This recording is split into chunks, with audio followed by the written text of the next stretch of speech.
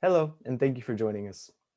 Today, we will be speaking with Dave Moxham, the Deputy General Secretary of the Scotland Trades Union Congress, or STUC. Dave, thank you very much for speaking with us.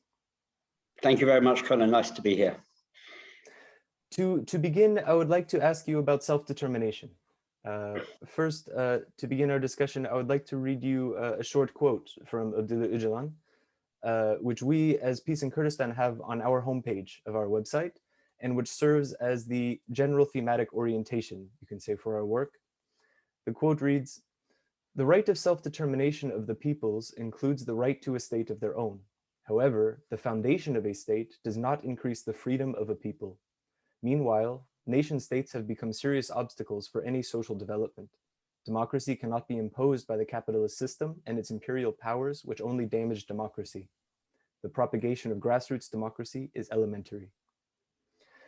So I read this quote in the context of the fact that you've spoken elsewhere about labor as a self-determination issue, specifically concerning the capacity for the determination that workers can practice in the workplace. I was wondering if you can elaborate a little bit on this and tell us how you view the meaning of self-determination in general, and comment on how your understanding of self-determination relates to the quote from Öcalan. Yeah, so a big question and an important question, and I would associate myself very much with the statement that you wrote. And the comments I made recently have obviously been made in the context of Scottish self-determination and the debate that takes place here. But I think it's a fairly universal concept, although sometimes misunderstood. So obviously, by national self-determination, we mean the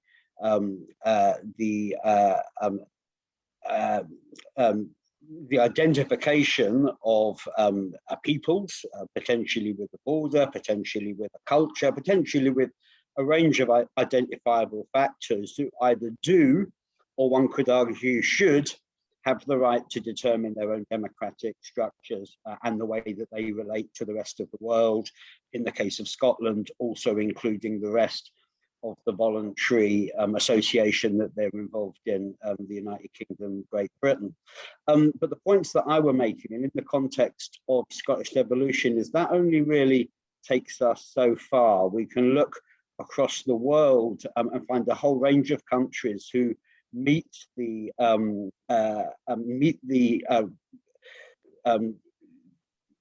criteria of being able to determine at a government level, sometimes at a government dictatorship level, how they relate to the rest of the world. But that does not provide any degree of freedom or any degree of empowerment to the people within it. And my argument essentially, and I think it sits quite well with the statement that you read, is that if we simply see self-determination or sovereignty in those very narrow grounds, then we don't actually talk about the purpose of sovereignty or the purpose of self-determination. And for us in the trade union movement, in the wider social movement, it's absolutely vital that we talk about both. So a country which is able to relate reasonably well with the outside world, but does not allow its trade unionists freedom to associate in the workplace, is denying to those workers, in the case of trade unions,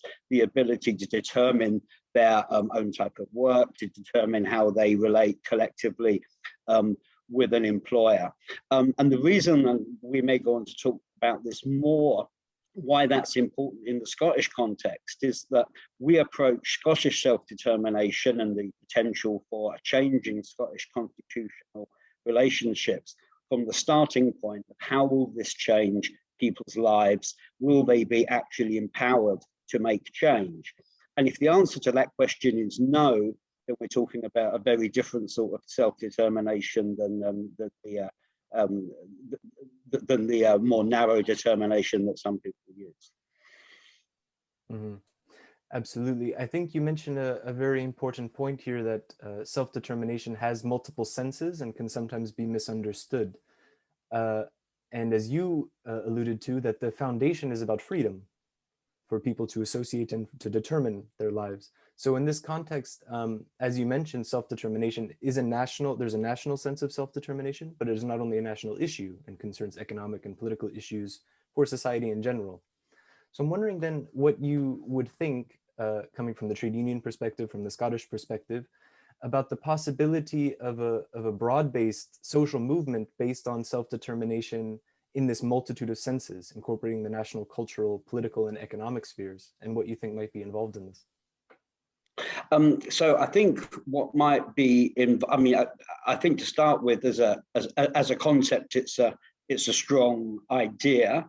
I think it's incredibly important in the world that we currently observe, where identity, where some of the wrong forms, well, I would categorize as the wrong forms of nationalism predominate, where some of the, if you like, the centralization of concentration on changing the nature of state power are about imposing oneself upon upon another nation, about strength, and about sometimes jingoism, and in the worst cases, invasive nationalism.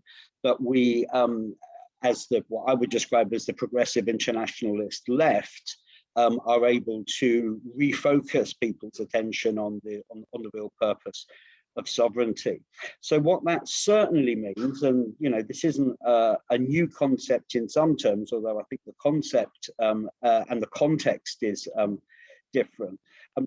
I think what that means to start with is looking back to some of the occasions in which international trade union movement, international progressive movements have been able to engage in support for struggles for sovereignty, whether that be in South Africa, whether that be in parts of South America and Latin America, and around the world, and have been able to make the case that sovereignty, and in some case secession, can be the positive partner of economic and social change. Because let's face it, at the end of the day, in most cases, pre-existing state power and the international, multinational forces of capitalism have an awful lot in common. In most cases, it's unusual to see state power challenging the power of international capital because of the way that government works. So in a sense, it's a very natural step to be talking about challenging the power of international capital and challenging undemocratic state power at the same time.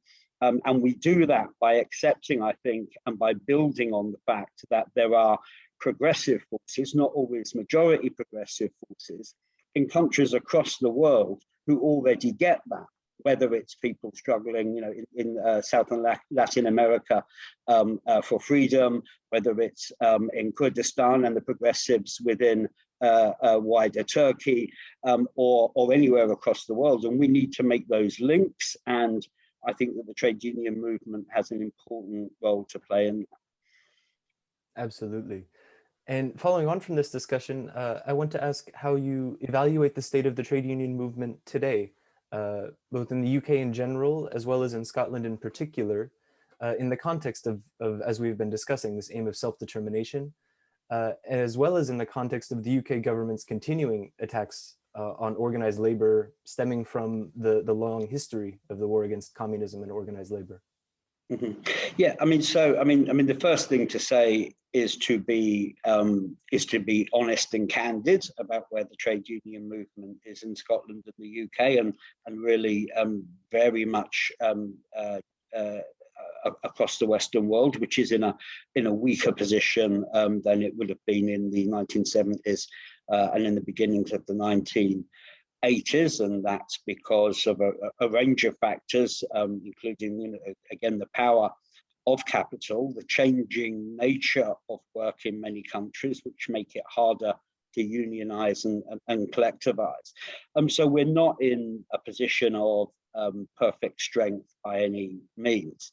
And that has allowed, along with other social and electoral factors, right-wing governments in particular, but not always right-wing governments, to bear down on collective rights and the ability of unions to organize, and to return to the to this wider definition of self-determination, to collectivize in the workplace in order to dictate some of the terms of employment, which in UK history, but really in most people's history, has normally gone hand in hand with the expression of a wider democratic power in the community more generally. So, contrasting our position with, the emergence of the labour and trade union movement in the UK, which kind of had both emancipation in the workplace and emancipation electorally as its twin objectives, we are in a if objectively we are in a stronger position because of what we managed to win over the last century. Our power to change things at the moment isn't as strong as it might be. Within Scotland itself, the STUC and the majority of unions affiliated with us have been associated for decades with the idea of self-determination in Scotland. It goes all the way back to positions adopted by the Labour Party more than a century ago that a Scottish Parliament should be created. And that was strongly renewed in the early 1970s when leading trade unionists called for a workers' parliament to be established in Scotland. Important to say that workers' parliament wasn't necessarily advocacy of full independence, but certainly of a workers' parliament. And then we were strongly associated in the 1990s as a leading campaigning voice for the creation of the Scottish Parliament. And we continue, I think, to be a leading voice for Scottish self-determination. So despite what some might say is our relative weakness, we are still strongly associated in Scottish society with basic concepts and support for Scottish self-determination and involvement in the debate about what form that should take. And that's a question that continues. To follow on from this question, as you mentioned, the trade union movement now might not be in as strong is not in as strong a position to affect change as it was in the past. Can you say a little bit about how you view the primary pathways or objectives that the trade union movement is taking now to try to expand or redevelop this capacity? Yes, so we are very, very focused at the moment on what we describe as rebuilding workers' power in workplaces. So I think it's fair to say, maybe arguable, but fair to say that unions gained the reputation for very effectively being able to service their members, to look after their members individually when they had a problem in the workplace, a kind of insurance policy. And, at many times in history, quite effective at a leadership level of convincing government to do things that it wanted them to do, particularly when it was a government of Labour in power. What we have begun to look at over the last number of years, and we look in a sense to where trade unionism is in a sense the hardest in terms of at least Western democracies, the USA, and look at how you rebuild that collective power by talking more to workers, by encouraging self-sufficiency and collectivism amongst workers in the workplace. And I suppose you might say doing less at an official level, where we go in and look after people, and more to empower people to look after themselves collectively. We describe this as the organizing agenda, and much of the new practice is certainly learned from a practice in the USA, where we've seen there's still a small a proportion of people in members, but we've seen some really strong examples of building collective labour union power in the face of a kind of legislative and political framework which is even more challenging, the one that we have. So we believe that by building that power, you begin to reconnect cohesion in the workplace, and that is then the platform where people, when they are able to show that they're winning in the workplace collectively, are able then to take those fights more widely out into the community and to make links with the wider community. But it's very much a kind of building worker power is, I guess, the way that I would describe it in a nutshell. Yeah. Mm-hmm. Thank you. Next, I'd like to return to the question of self-determination in the context of Scotland, as you mentioned earlier. What, in your view, would be involved in the achievement of self-determination for Scotland in the present context? And what do you think of the present Scottish independence movement? And what role are the trade unions playing in this process? Yeah, so I guess to go back to self-determination to start with, it's arguable, and this is where the argument comes in, that Scotland already has recognised self-determination. It has a parliament. It had a referendum 7 years ago where it had the ability to choose to be independent. It is part of a voluntary union, and one assumes that it is possible to secede from something that is voluntary. So it's arguable that self-determination exists. Where the problem is in Scotland just now is how and when that self-determination might be exercised.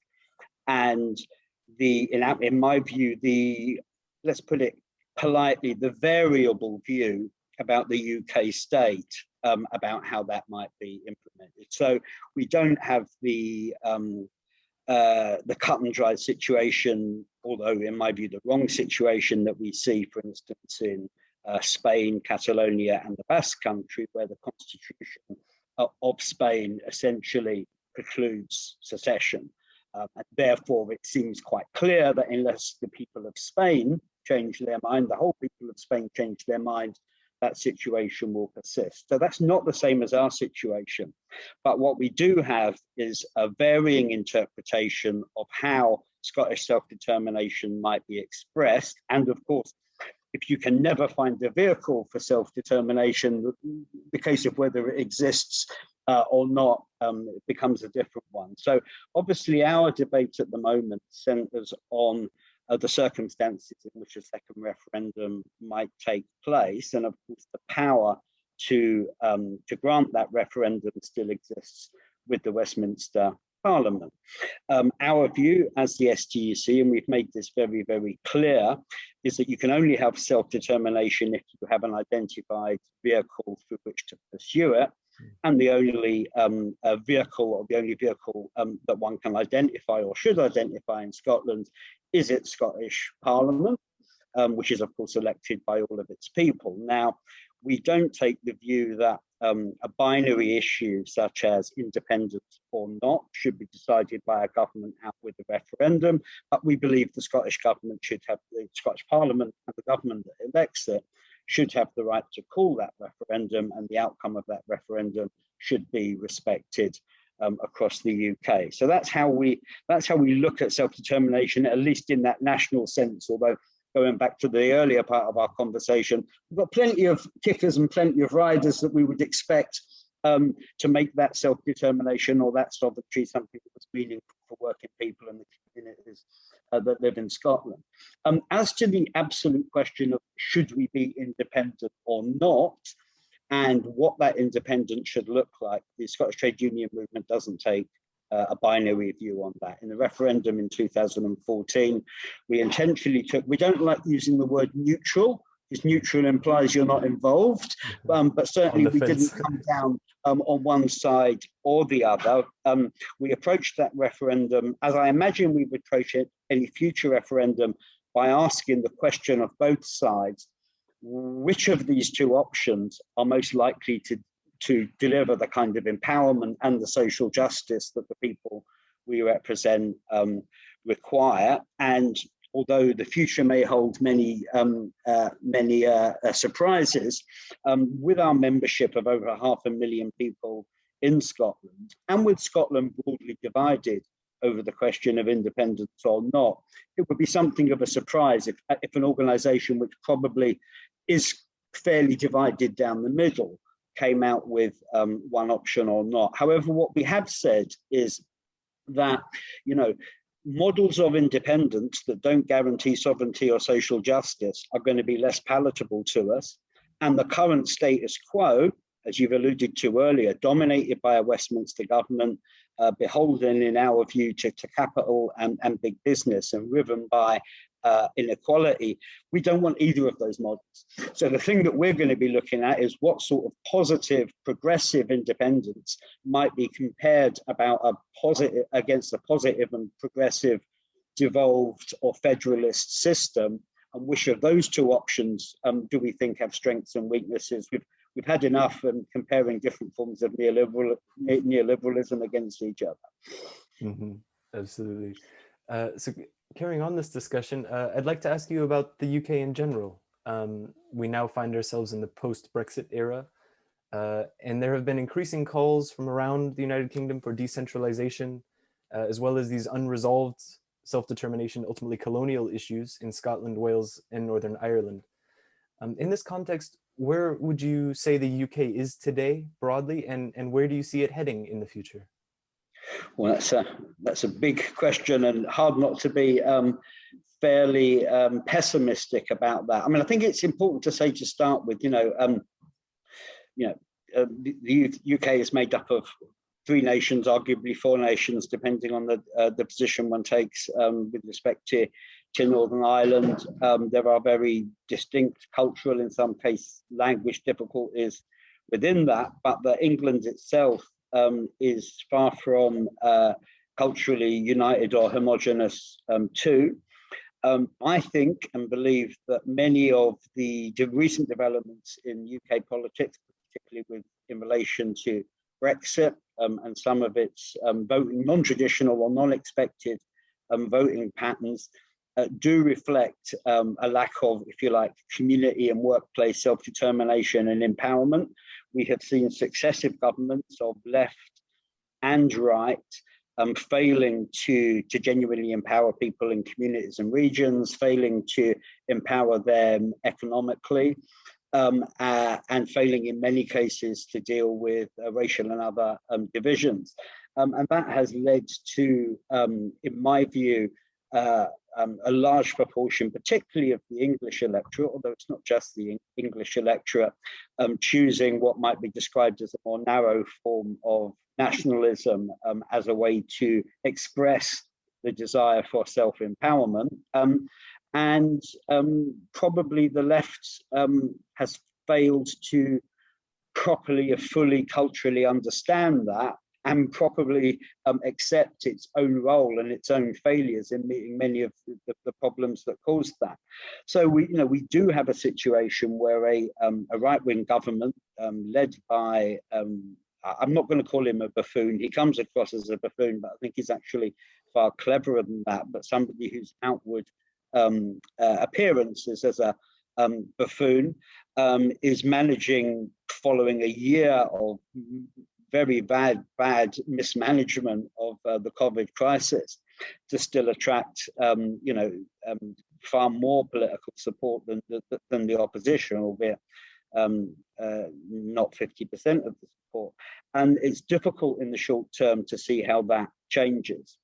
I do think that there is one of the antidotes to that, or one of the responses to that, has in some areas been a growing interest. I wouldn't put it further than that, but a growing interest in decentralization across England. It's never been a particularly strong movement, in my view, in English. And I should say at this point, Connor, I am, I've lived in Scotland and worked in Scotland for over 30 years, but I was born in England, so I feel able to speak with a little bit of authority about that too.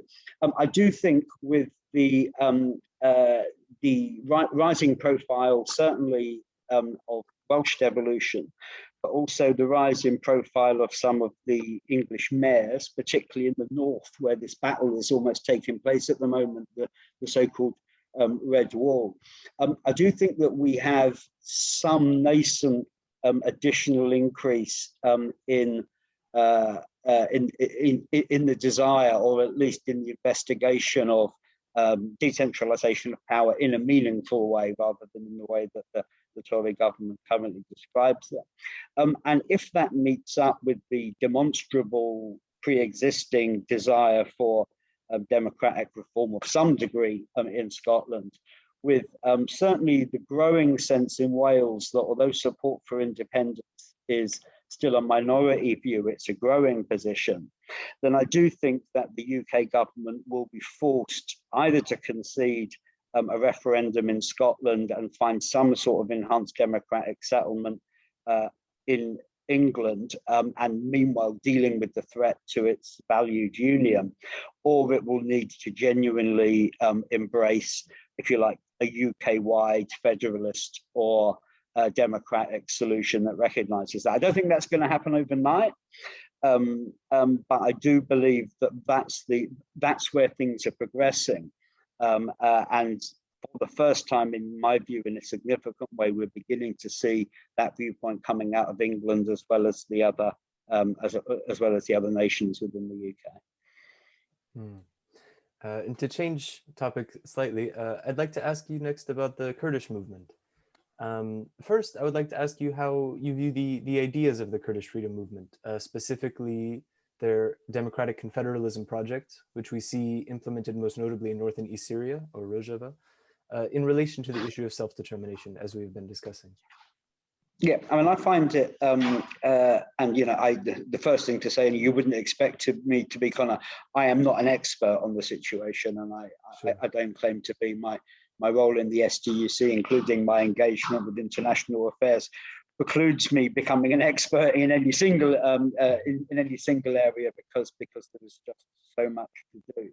And I might say that my first engagement with any form of Kurdish democracy was during the 1980s. It was more focused on the situation in Iraqi Kurdistan, the opposition to Saddam Hussein. And this was the first time I think that I came into contact with some of the ideas of Kurdish democracy. Now, you'll be glad to know, I'm not trying to say that the movement is either homogenous, certainly not homogenous across the four nations in which Kurdistan is part of. But it was clear to me from an early stage, and that continues today, that generally speaking, and of course, as I say, it's homogenous, Kurds have been a positive force for democracy and secularism within the region. And that's, of course, what makes it such a dangerous idea for people who do not want to see democracy or self-determination delivered. So the way I think that the democratic project is being expressed, I mean, I think it's incredibly useful, obviously, as a solution or a potential solution, or as a stepping stone towards a solution. But also more widely, because of course, whether we talk about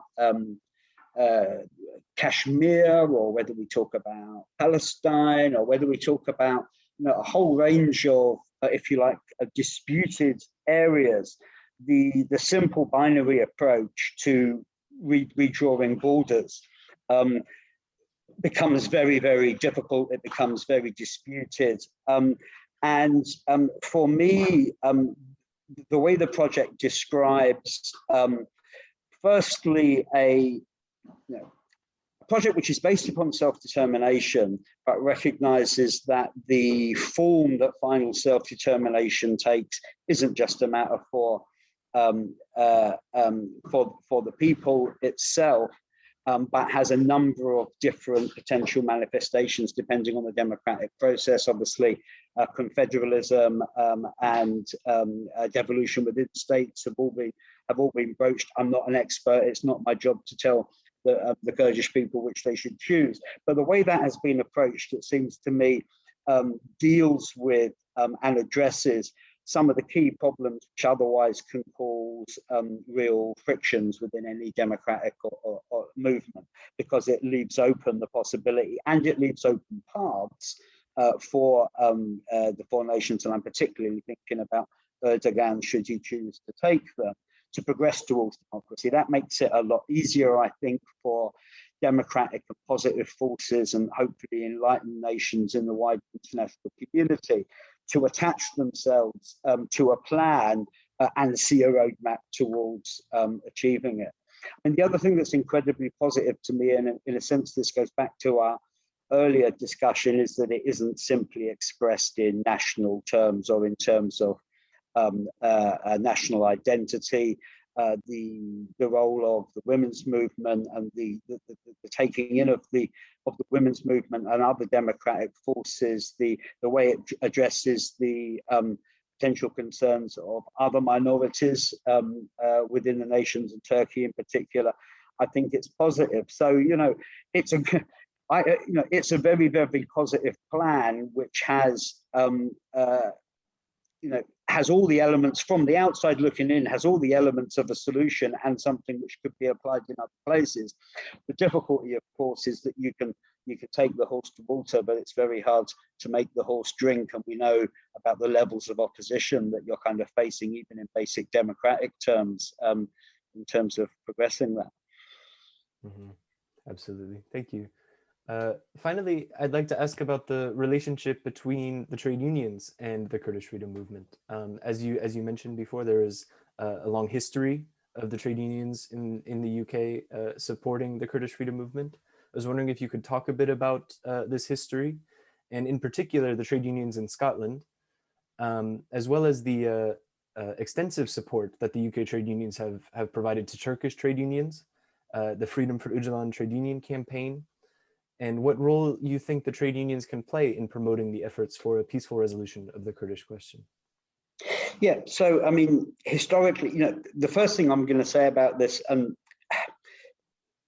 not enough, because the international trade union movement, in my estimation, has rarely been able to do enough, because there's always more that can be done. That's not a criticism. It's just a recognition of the fact that,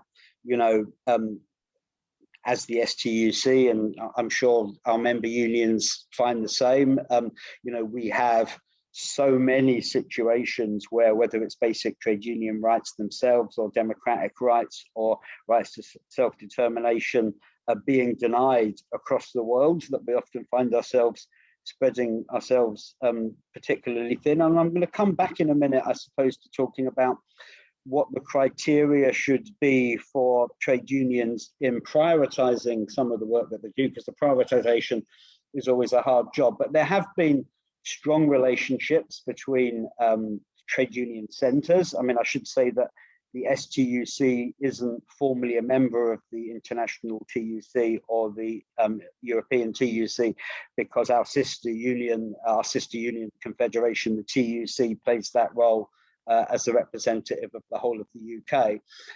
But we are aware, and it's worth saying that this has been fairly high on the agenda of the TUC, and we've seen successful solidarity actions, both by the ITUC and the ETUC, that we've been fully supportive of, as well as passing a range of policy positions in support of our sister unions in Kurdistan and Turkey, and of course the continued oppression of Turkish unions, culminating in the court case in 2018, which was a successful outcome, but certainly hasn't put an end to the repression of trade unionists in Turkey. So I guess the number one, and this is what we do anywhere from Colombia through to Turkey, our number one job is to say there should be no country in the world where trade union rights aren't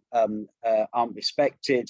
We need to shine a light on that, and we need to make sure through our trade union confederations that we're putting pressures at all levels of the international community, for the world, for Europe and others, to speak out. We have adopted support for the Freedom for Öcalan campaign. For some people, that is controversial. For us, I really have to say it's not controversial.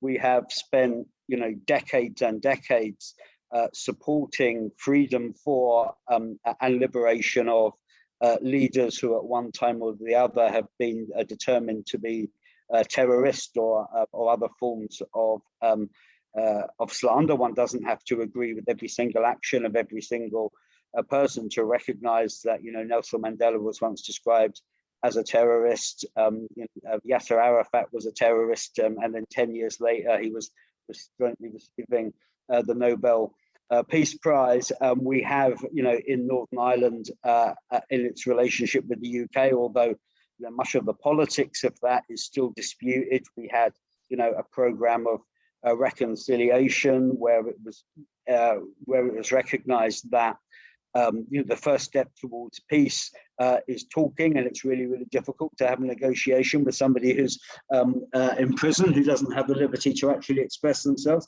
So the Freedom for Öcalan campaign, and that as well as being pursued by directly lobbying the UK government, and as well as being pursued through the trade union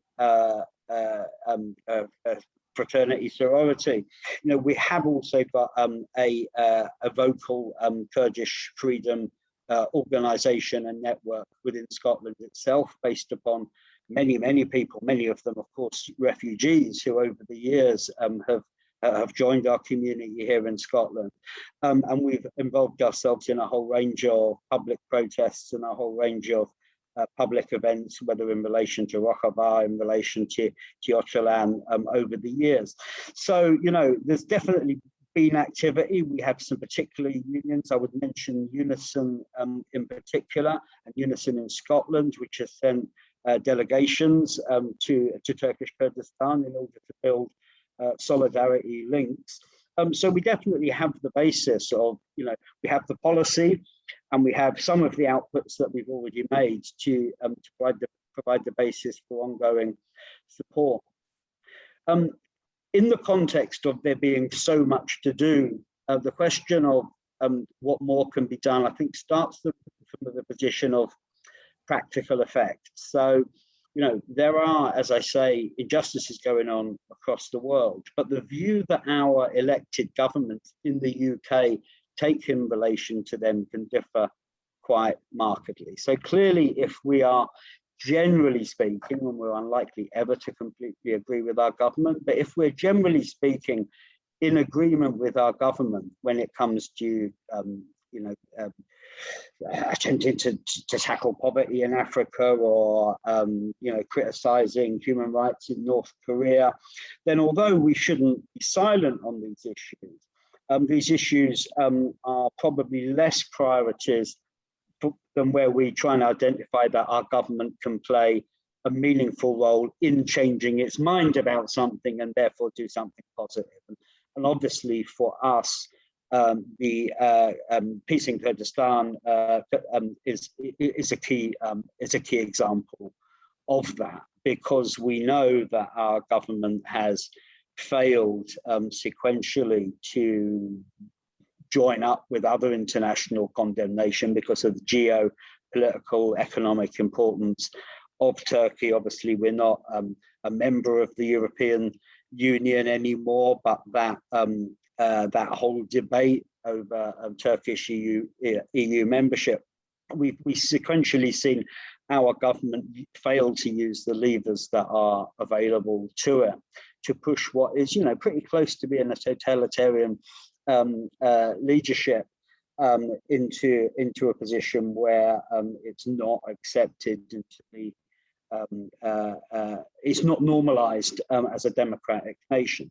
So because the UK government has failed to do that, it seems to us to be of particular importance for us to pursue strategies to seek to change its mind. And the history of the UK government flip-flopping depending on its geopolitical considerations in the Middle East is probably too long a subject to go into now, but certainly anyone who's watching this can look at the differing approaches that have been taken in relation to Iraqi Kurdistan and Kurdish rights in Turkey over the years. It therefore should continue to be a major campaigning issue for the trade union movement in Scotland and the UK.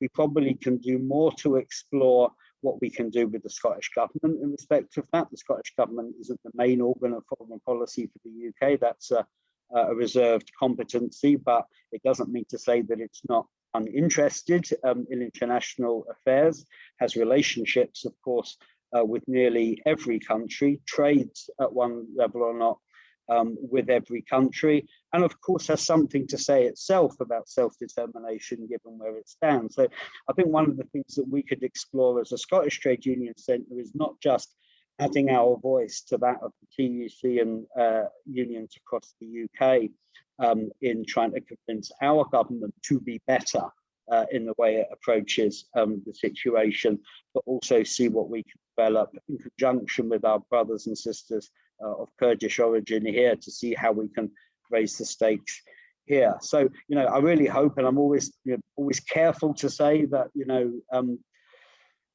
there's many challenges out there for the trade union movement and many issues to address, but I really do hope that we'll be able to provide continuing and enhanced solidarity with our brothers and sisters, both directly in the trade union movement, but also within the wider social movement and the movement for peace and progress in Kurdistan.